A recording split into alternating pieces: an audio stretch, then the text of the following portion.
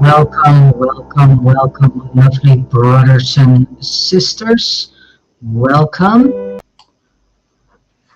Today, I am going to read through the last sections of paper 103, and these sections are titled Science and Religion and Philosophy and Religion, and also the essence of religion. And this is also the last paper of 6 papers which were all about religion, the roots, the history, and the evolution of religion. All right, let us go to screen share, and look at this.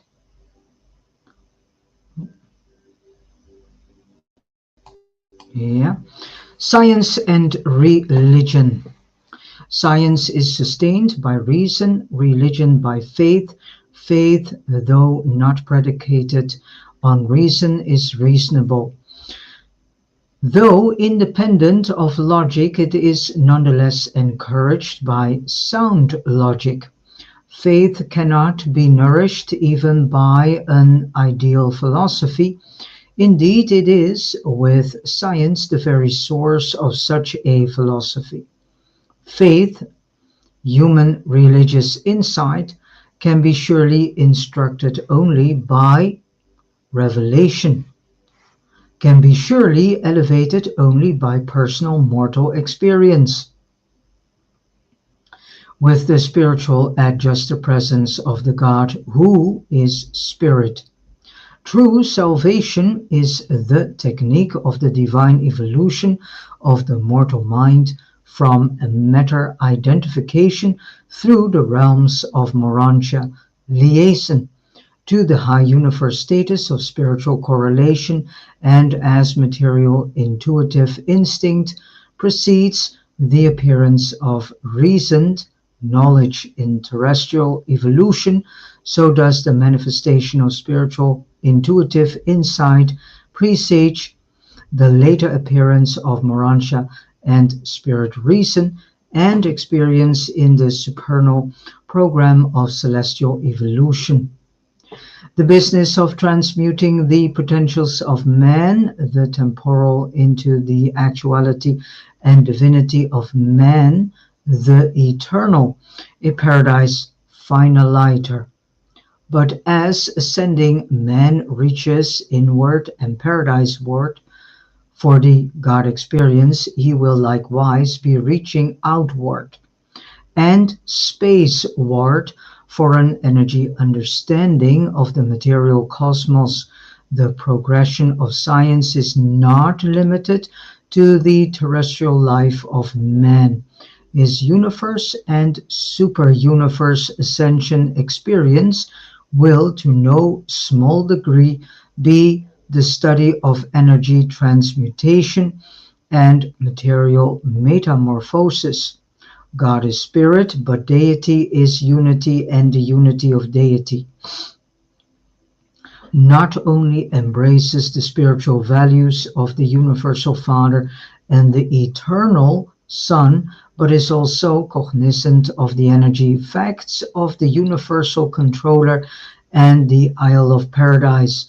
While these two phases of universal reality are perfectly correlated in the mind, relationships of the conjoined actor and unified on the finite level in the emerging deity of the Supreme Being.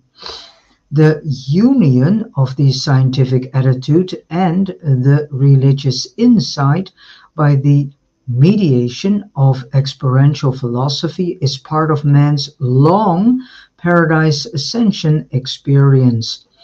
The approximations of mathematics and the certainties of insight will always require the harmonizing function of mind, logic, on all levels of experience, short of the maximum attainment of the supreme. But Logic can never succeed in harmonizing the findings of science and the insights of religion unless both the scientific and the religious aspects of a personality are truth dominated, sincerely desirous of following the truth wherever it may lead, regardless of the conclusions which it may reach. Logic is the technique of philosophy, its method of expression within the domain of true science. Reason is always amendable to genuine logic.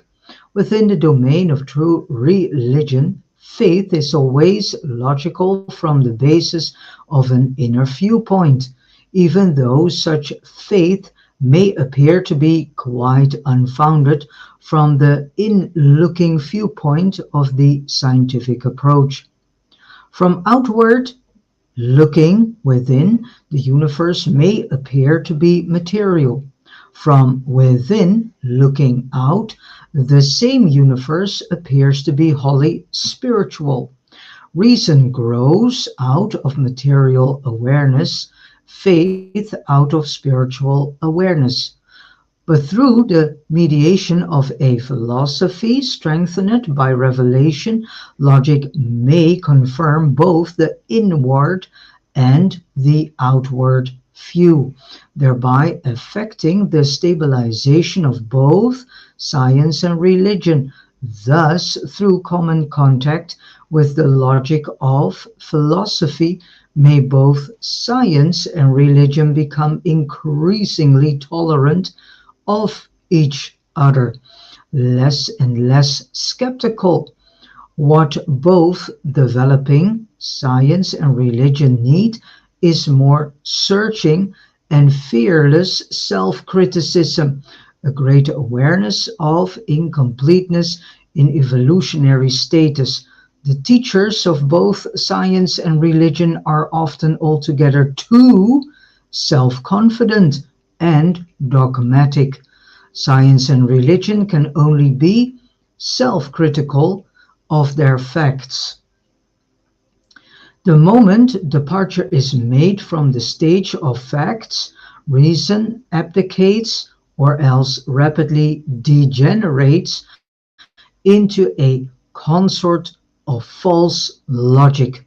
The truth, an understanding of cosmic relationships, universe facts, and spiritual values can best be had through the ministry of the Spirit of Truth and can best be criticized by revelation.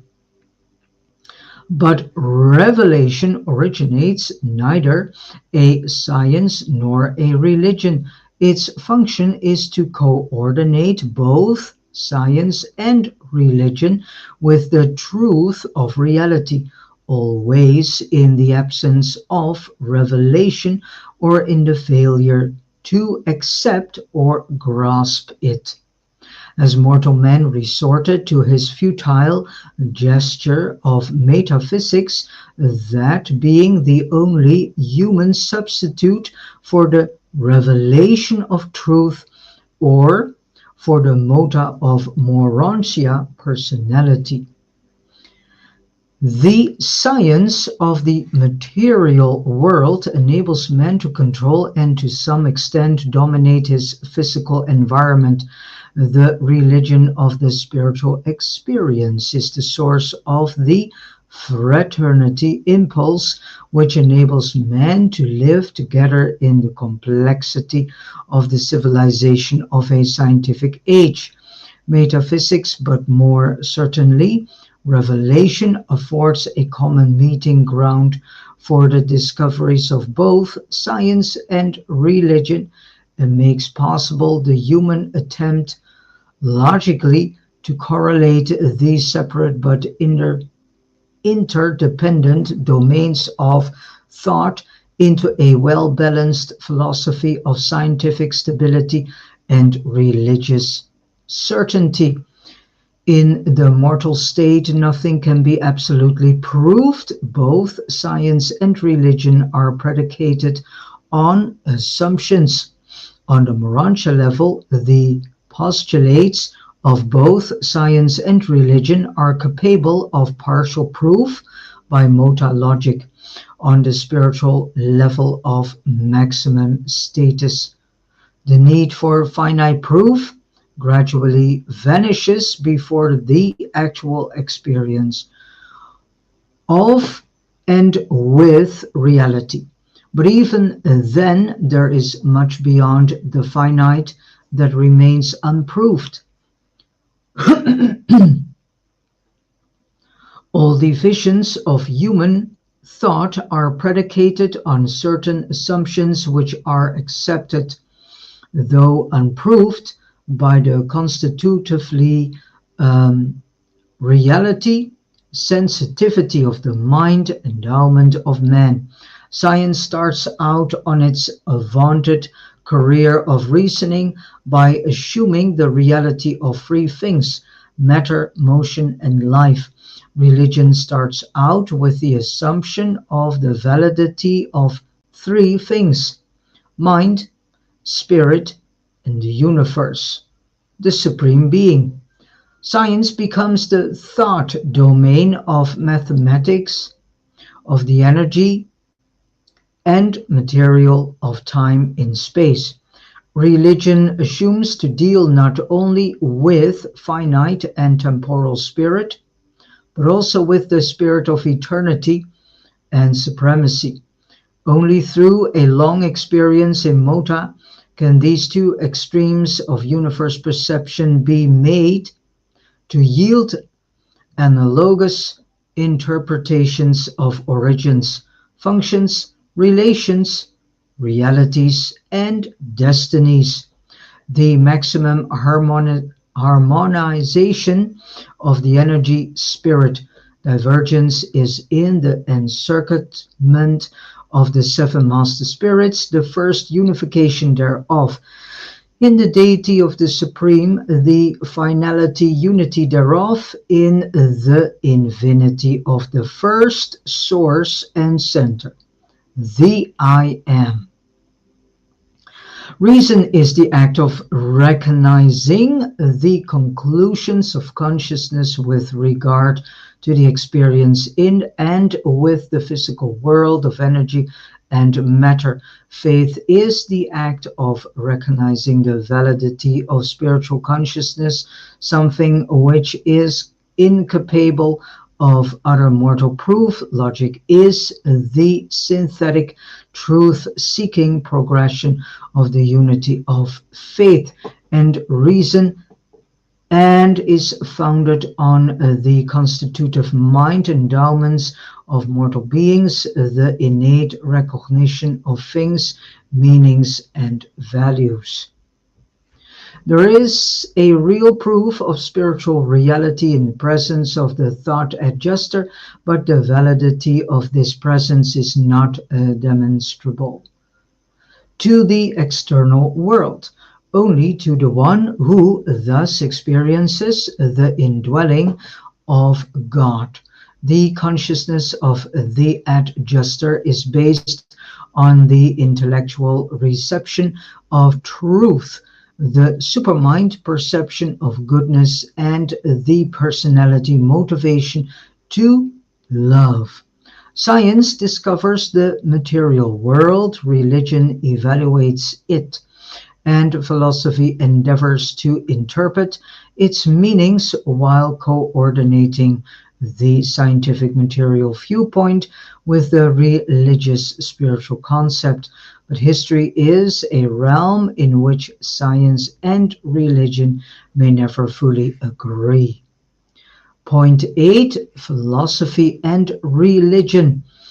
Although both science and philosophy may assume the probability of God by their reason and logic, only the personal religious experience of a spirit-led man can affirm the certainty of such a supreme and personal deity by the technique of such an incarnation of living truth. The philosophic hypothesis of the probability of God becomes a religious reality. The confusion about the experience of the certainty of God arises out of the dissimilar interpretations and relations of that experience by separate individuals and by divergent, better said, and by different races of men.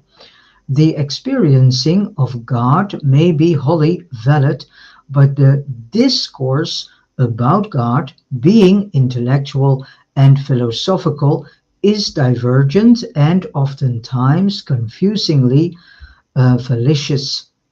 A good and noble man may be consummately in love with his wife, but utterly unable to pass a satisfactory written examination on the psychology of marital love.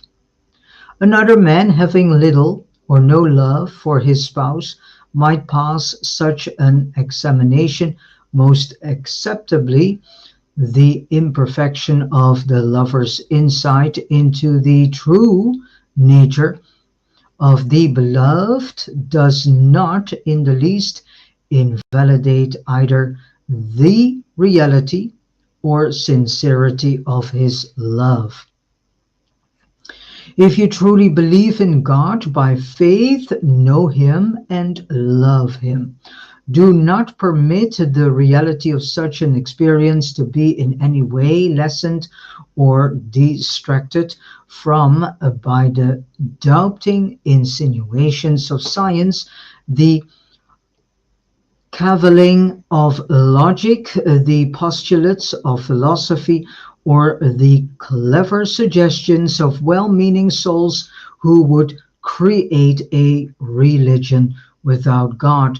And this is exactly what we are in. We are now observing a small group of people whom are steering the rest into believing their interpretation of a religion without God. Their religion is based on money and technocracy.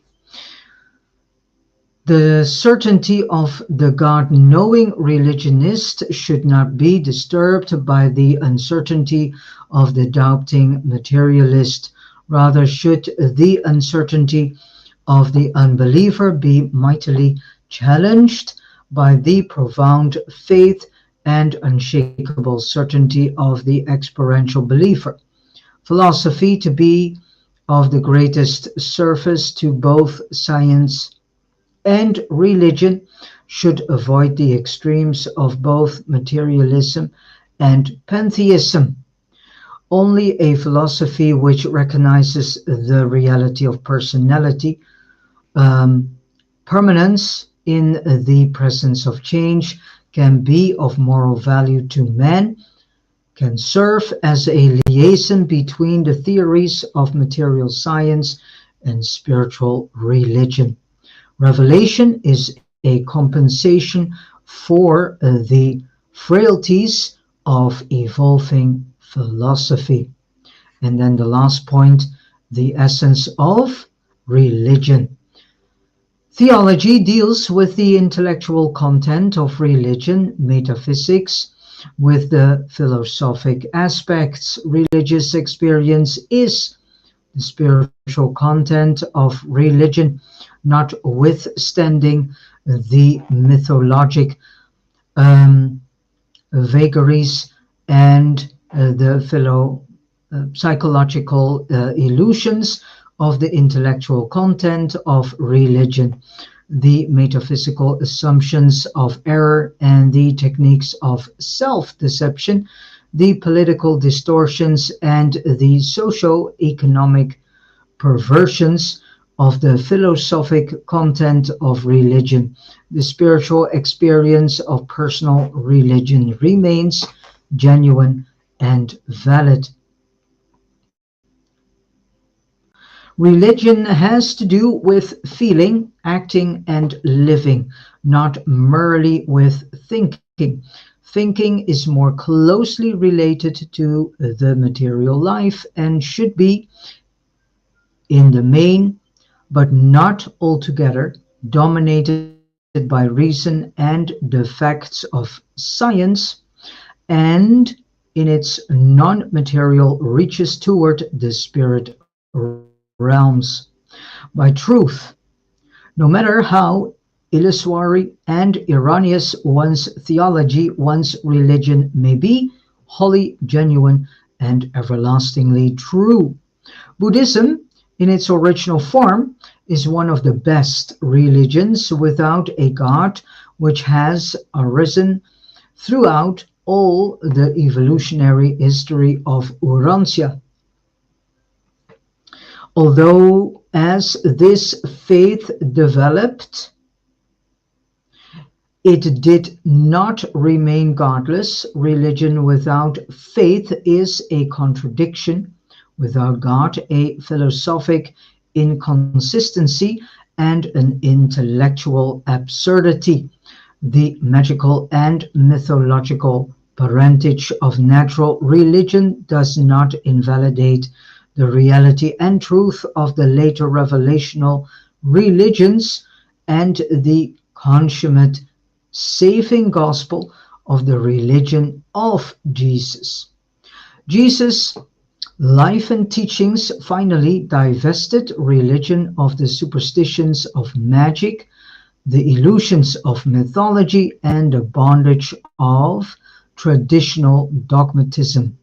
But this early magic and mythology very effectively prepared the way for later and superior religion by assuming the existence and reality of supermaterial values and beings. Although religious experience is a purely spiritual subjective phenomenon, such an experience embraces a positive and living faith attitude toward the highest realms of universe objective reality. The ideal of religious philosophy is such a faith trust as would lead men unqualifiedly to depend upon the absolute love of the infinite Father of the universe of universes. Such a genuine religious experience far transcends the philosophic objectification of idealistic desire. It actually takes salvation, better known as rehabilitation, for granted and concerns itself only with learning and doing the will of the Father in paradise. The earmarks of such a religion are faith in a supreme deity, hope of eternal survival, and love, especially of one's fellows. When theology masters religion, religion dies. It becomes a doctrine instead of a life. And this is exactly what has happened. Religion here on earth is not a religion at all. It is something that looks like religion but is completely dead and is ruled by human created ceremonials, traditions, and rituals. The mission of theology is merely to facilitate the self-consciousness of personal spiritual experience. Theology constitutes the religious effort to divine, clarify, expound, and justify the experiential claims of religion, which in the last analysis can be validated only by living faith in the higher philosophy of the universe. Wisdom, like reason, becomes allied to faith. Reason, wisdom, and faith are man's highest human attainments. Reason introduces man to the world of facts, to things. Wisdom introduces him to a world of truth, the relationships. Faith initiates him into a world of divinity, spiritual experience. Faith most willingly carries reason along as far as reason can go, and then goes on with wisdom to the full philosophic limit, and then it dares to launch out upon the limitless and never ending universe journey in the sole company of truth. Science is founded on the inherent assumption that reason is valid, that the universe can be comprehended. Philosophy is founded on the inherent assumption that wisdom is valid, that the material universe can be coordinated with the spiritual. Religion is founded on the inherent assumption that faith is valid, that God can be known and attained. The full realization of the reality of mortal life consists in a progressive willingness to believe these assumptions of reason, wisdom, and faith. Such a life is one motivated by truth and dominated by love. And these are the ideals of objective cosmic reality, whose existence cannot be materially demonstrated. When reason once recognizes right and wrong, it exhibits from wisdom, and it exhibits wisdom when wisdom chooses between right and wrong, truth and error. It demonstrates spirit leading. And thus are the functions of mind, soul, and spirit ever closely united and functionally interassociated. Reason deals with factual knowledge, wisdom with philosophy and revelation, faith with living spiritual experience. Through truth, man attains beauty and spiritual love, ascends to goodness. Faith leads to knowing God, not merely to a mystical feeling of the divine presence. Faith must not be overmuch influenced by its emotional consequences. True religion is an experience of believing and knowing, as well as a satisfaction of feeling. There is a reality in religious experience that is proportional to the spiritual content, and such a reality is transcendent to reason, science, philosophy, wisdom, and all other human achievements.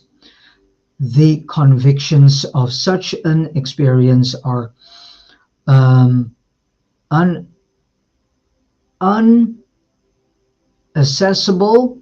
The logic of religious living is incontrovertible.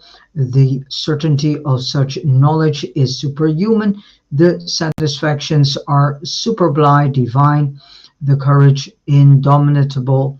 The devotions unquestioning. The loyalty supreme. And the destinies final, eternal, ultimate, and universal. And with this said, I have come to the end of reading paper 103. All the information in this paper has been presented to us by A. Melchizedek of Nebadon. Thank you, Melchizedek of Nebadon, for handing out this information to all the children of God here on earth / Urantia. And I also have come to the end of reading 6 papers all about religion, the roots of religion, the evolution of religion, and the progression of religion. All right, I leave this screen share and I go to the last section of this reading. I want to thank you all very much for listening and reading along with me. thank you, and I wish you all a beautiful, joyful day filled with a lot of love, wisdom, and truth, and ministry to your fellow brothers and sisters, just as Jesus has taught us to do so. And then, as last, let us listen to a beautiful music and sounds titled Great. Thank you so much. See you later on with an article reading on 6 of engineering for companies. See you later.